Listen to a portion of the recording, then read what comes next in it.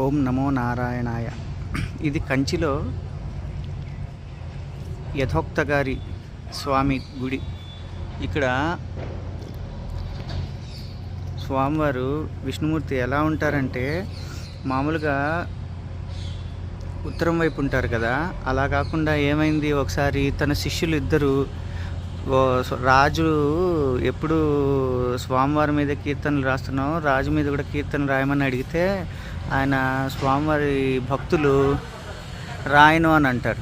అప్పుడు అయితే నువ్వు కీర్తనలు రాయట్లేదు కాబట్టి రాజు మీద నువ్వు వెళ్ళి వేరే ఇక్కడ రాజ్యం నుంచి బహిష్కరిస్తున్నాను, వెళ్ళిపో అని అంటారు.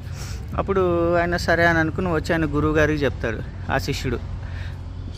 అప్పుడు సరే అయితే పద ఇద్దరం వెళ్ళిపోదామని చెప్పి ఆ భక్తుడు వచ్చి ఆళ్వారు వచ్చి ఈ లోపల స్వామివారికి చెప్తారు, ఇట్లా నేను వెళ్ళిపోతున్నాను,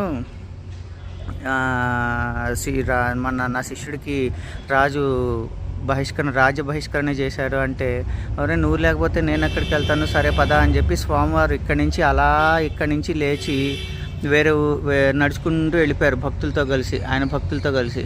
అలా స్వామివారు భక్తులు కలిసి వేరే రాజ్యం దాటారు. తర్వాత రోజు ఎంతసేపటికి ఇక్కడ సూర్యోదయం కాలేదుట.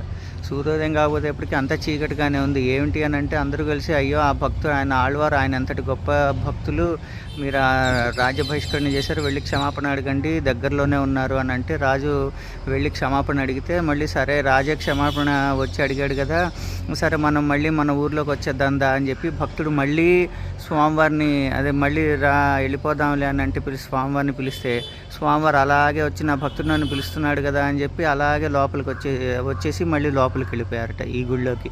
అలా భక్తుడి కోసం అలా వెళ్ళిన వారు, నేను ఇది వెళ్ళానని చెప్పి నేను మళ్ళీ ఉత్తరం వైపు ఉంటే ఎవరికి తెలుస్తుంది అని చెప్పి స్వామివారు దక్షిణముఖంగా తల పెట్టారు ఈసారి.